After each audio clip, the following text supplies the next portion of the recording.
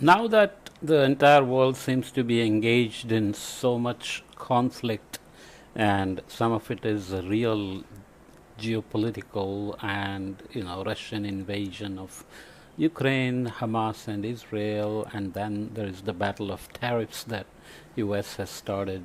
So climate action always takes a backseat, and then there are all these efforts going on. Uh, Most of them bottoms up efforts to make campuses sustainable and net zero and so on.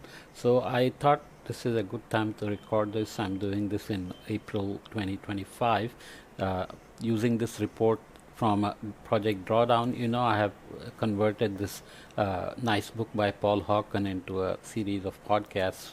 I think that was one of the first things I did, but nonetheless, uh, this is updated in March 2025 and says climate solutions at work, unleashing your employee power. So maybe all employers, including academia and research institutions, and of course businesses, can engage employees into climate action just to buffer against all these crazy political perturbations, disruptions to climate action, right? Who this guide is for? Employees concerned about climate change, from those just starting their climate journeys to those ready to take concrete action in their workplace. This guide will help you understand whether your company is serious about addressing the climate crisis at scale and how you can work with your colleagues to go further on climate. So it requires a lot of commitment, passion, and perseverance through all the other life's challenges, pocketbook issues. What this guide is an illustrative suite of transformative actions that redefine business climate leadership, highlighting the types of actions your company should take if it is serious about tackling the climate crisis. We have discussed this in various contexts where companies are beginning to commit publicly to sustainability, net zero, renewable energy, and so on. But there are always issues of transparency, reporting, monitoring, etc. But I also want to extend this idea of business climate leadership to all institutions, all employers, including especially academia and research institutions. What this guide isn't is a menu of actions your company can pick and choose from. Pursuing only some climate actions can mean uh, ignoring the systemic nature of global crisis. Only full commitment leads to transformation. So company needs, or heads of institutions need commitment, and then they have to provide the room for employees to get engaged. So sometimes that may mean altering the metrics for reward. If academia is always rewarding publications, but if climate action requires maybe paying attention to other things, how do you reward people in terms of promotions, raises, whatever else? So let's just go through it. It's relatively brief, a nice pie chart of solutions that Project Drawdown always provides. Before you begin, employees hold tremendous power. You and your colleagues are instrumental to, sorry, employees hold tremendous power. You and your colleagues are instrumental to how your company functions, innovates, and survives through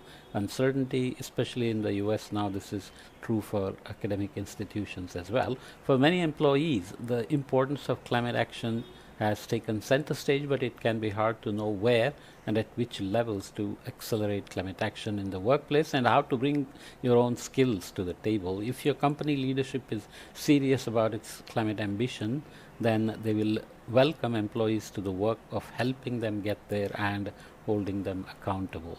We see the consequences of working against climate concerned employees: added pressure, higher attrition, a lack of morale, public protests, and more. So this is a consequence of working against climate concerned employees. Worker engagement on the all-encompassing climate crisis doesn't just sound good, it will actually help your company succeed in a rapidly changing world. And in research and academic settings, it can motivate students and employees, faculty, staff, and the rest to feel like they are part of the action, part of the process, and have agency in what's happening, right? So this is the pie chart. So let's look at Project Drawdown's taxonomy that organizes most powerful solutions to climate change into key sectors. These solutions are viable and ready to scale. You can explore more at drawdown.org. So let's start in the inner circle. You have sinks and sources of greenhouse gases, and society is trying to deal with it. We have discussed this elsewhere in various ways. In the circle outside, we have electricity, which is a big part of the pie, and obviously almost 75% of the emissions come from the power electricity generation. And you have forest, agriculture and land use, industry, buildings, transportation and land sinks. On the outer circle, next circle, you have so under society you have health and education, and that carries through at all levels. And you have under electricity you have shifting. We have looked at this in another way before, by the way. So shifting production to renewables and enhancing efficiency.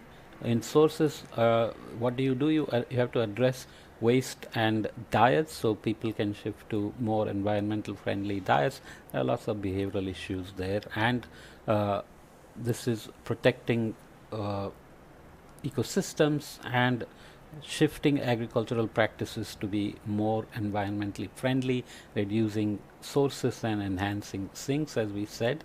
And if you stick to sources here, you have produced food waste,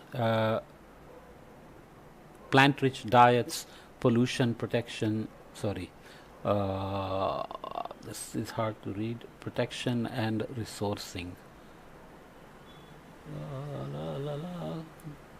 Wetland, protect land, something. Okay, so I have this elsewhere that you can look up, or you can go to www.drawdown.org and do it, but you get the idea. There is transportation. So in the circle here you have land sinks, electricity, transportation, etc., that we talked about. In each sector you have like electric vehicles, electrify vehicles, enhance efficiencies, shift to alternatives. So you can increase public transportation here, bicycles, efficient shipping, efficient aviation, efficient trucks, electric cars. So electrifying everything is important if you're also moving electricity to renewables and so on. And here you have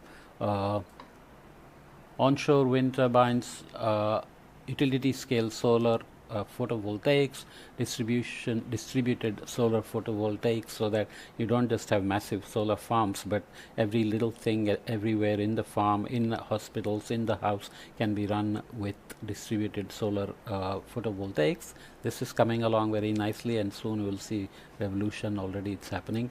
Concentrated solar power, where you have some kind of a mirror that's zooming in the energy and producing lots of heat that you can then use for generating electricity directly or indirectly. Offshore wind, geothermal power, and in enhancing efficiency can include LED lighting and building automation, district heating, and so on. Okay, so this is peatland protection and renewing and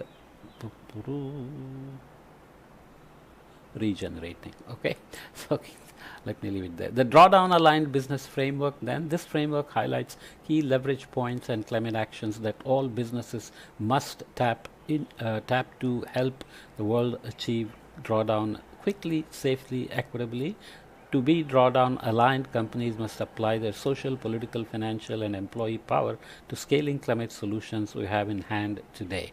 Now we try to apply this to, let's say, a particular institute, or academic or research institute, or maybe a government institution and so on. There also you can see what are your, like I'm sitting on a something like a 500-600 acre campus here in Indian Institute of Technology in Bombay, which has a lot of greenery, but the number of buildings is growing, and they have to chop down some trees, and the rule is that for each tree you chop down, you have to plant 10 others somewhere. So hopefully that's how this is happening. But what is the land use change we are seeing on campus? How is the shifting of vegetation, let's say, affecting the overall sinks and sources, etc., and whether the buildings are being, very environmentally friendly. The new one is getting LEED certification and so on. So this applies not just to businesses but also to institutions if we do it properly. So the businesses are given these pointers, and each of these has some detailed information in the report that I'm going to skip. So emissions reductions, for example, accelerate goals include interim targets and phase out use of offsets. Carbon offsets are basically not a good idea because you will continue to emit and hope that the offset is working, but you are not able to always monitor and verify the offsets, so you are trusting a third party to do it for you, and they are being certified by another party, and there is a lot of cheating going on. Anyway, we want to reduce overall emissions and not keep using offsets as a way to continue emitting more. Okay, use carbon removal technology as a last resort and only for unavoidable emissions. So this is not a silver bullet, because again that can create a moral hazard where you are going to keep emitting thinking we are anyway going to draw it down.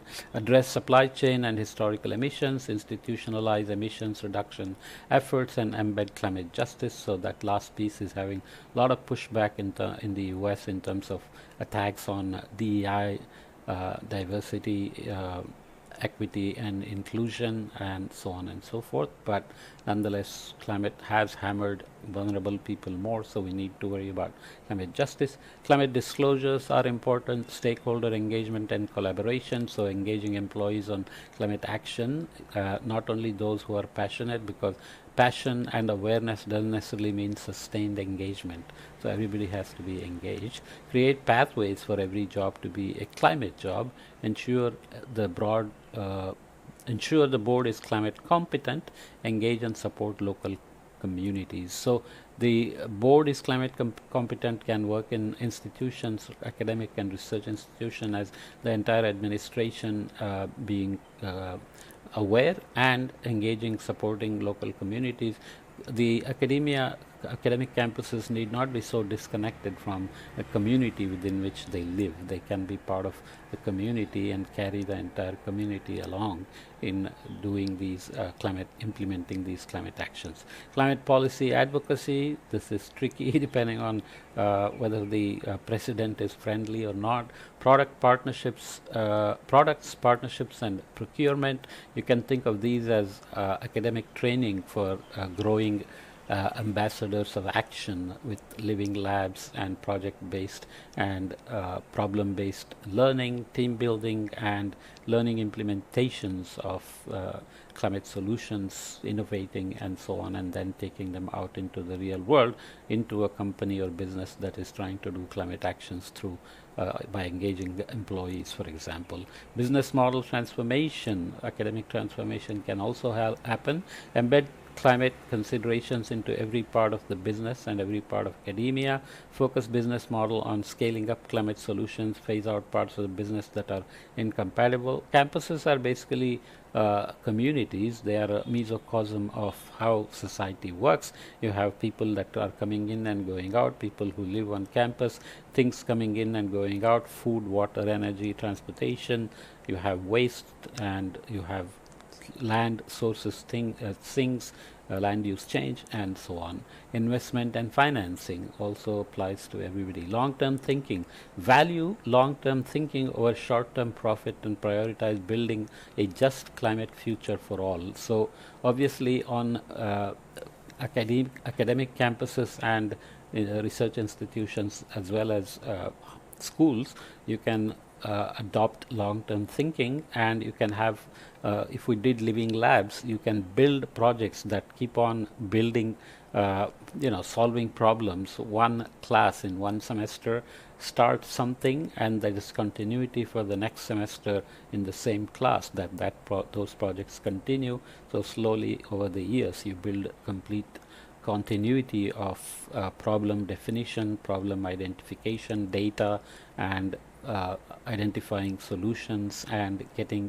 students engaged in the whole process. Okay, so that's brief, but I thought it's important to have this little message at this time when everything seems to be falling apart. People are not feeling so optimistic, and hopefully this is temporary and all the wars will wind down, peace will come along, the tariff war will be over, and global reorganization will be better than what we have, to the satisfaction of whoever is very unhappy and is very powerful and can do things that not everybody finds meaningful, but nonetheless democracy works, and democracy picks someone, and we give power by consensus, consensus to someone, and once that person or government is in power, they can do things, simple things like imposing tax on us or imposing speed limits, but also things that are not what we expect sometimes. Okay, so let's leave it here.